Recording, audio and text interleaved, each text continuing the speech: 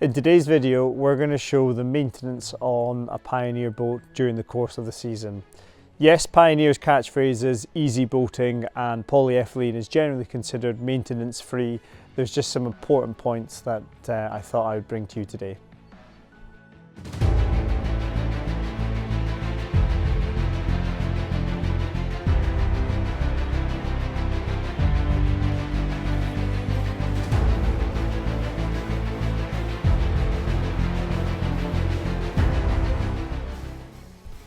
The way we've decided to structure this video is before the season begins, mid-season checks that you want to look through, and at the end of the season when your boating activity is done, how you put the boat to bed for winter. So we'll crack on with that just now. So the first thing you want to check before the start of the season is that your hull is clean. The reason being is if you get barnacles or any sort of fouling on the hull, it's going to affect your efficiency of the boat and its performance.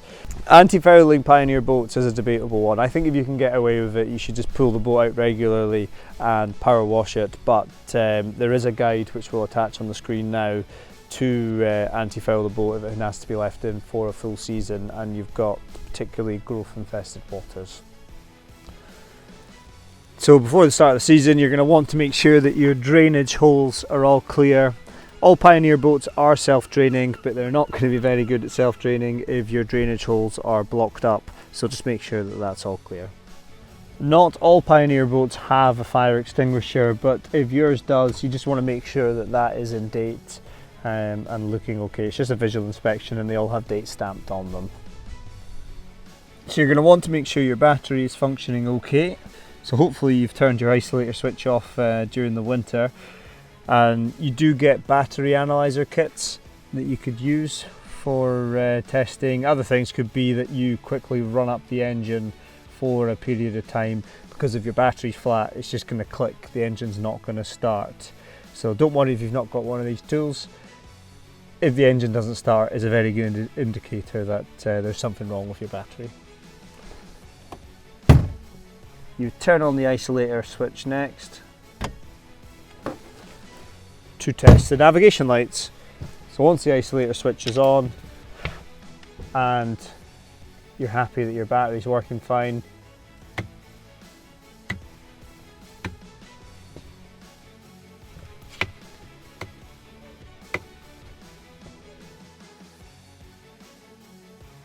you would just check to make sure that your rope is all in good order, and it's a good idea to give your winch a spray with some WD-40 or similar just to make sure that it's not going to stiffen up over the season.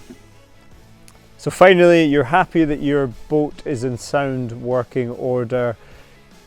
You just want to make sure you've got the correct safety equipment on board. This boat's coded, so it's got things like a life raft, which may be a little bit overboard for your leisure customer, but things like having an anchor, having your life jackets, a bailer, some sort of communication device, just the basics to make sure that you're safe in case anything goes wrong.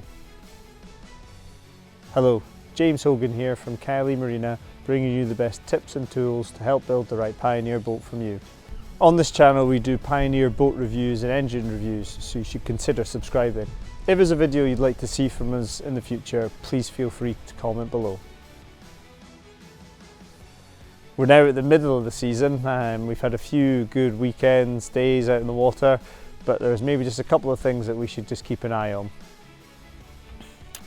So mid-season it's important to check your condensation bung for water between the skins. It's natural for water, fresh water, to build up between the skins because it heats up and cools down. So if you've got a little bit of water in there, then that's not a problem.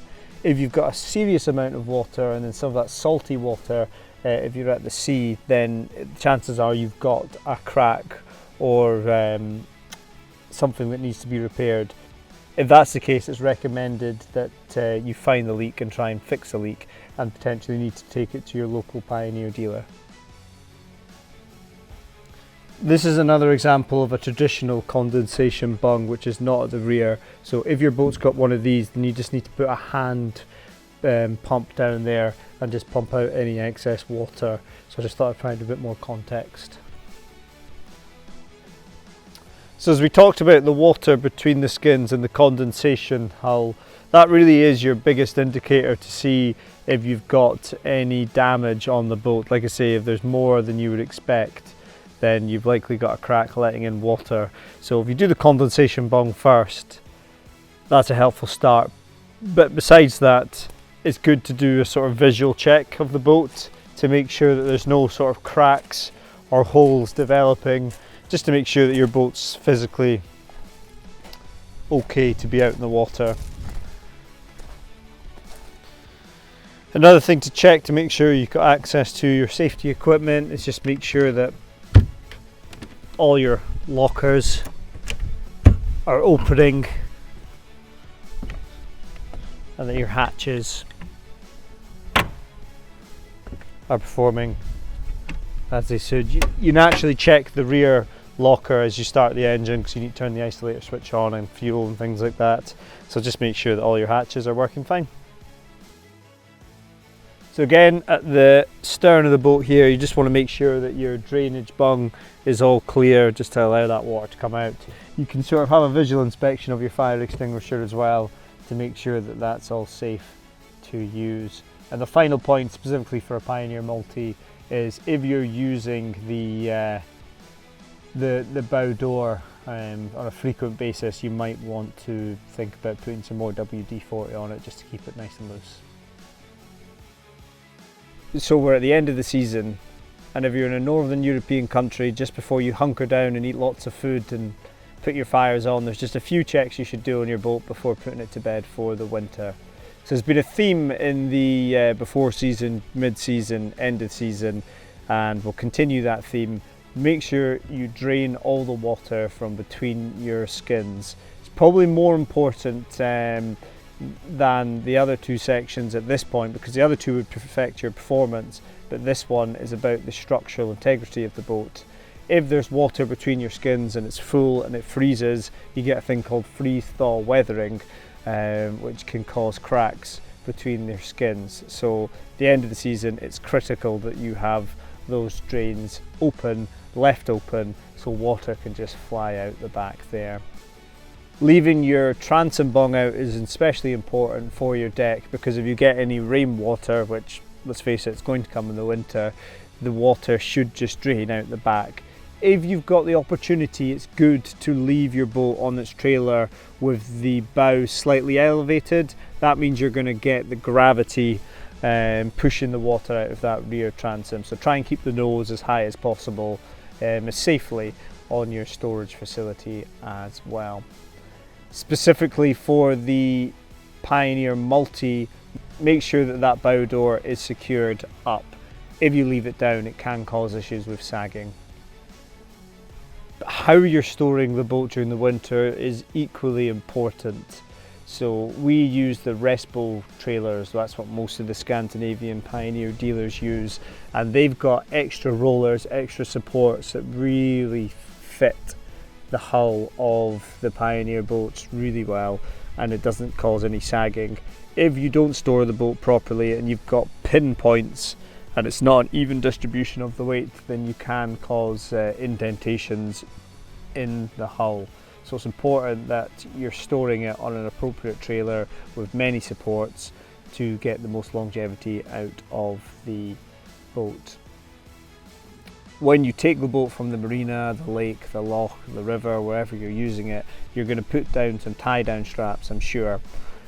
That's absolutely fine, but once you park it up in storage, make sure you loosen these straps, because you don't want to be putting too much force on the hull throughout the winter, because it can cause it to morph over the long term. So it's fine to use the straps, but just make sure you loosen them off for the winter.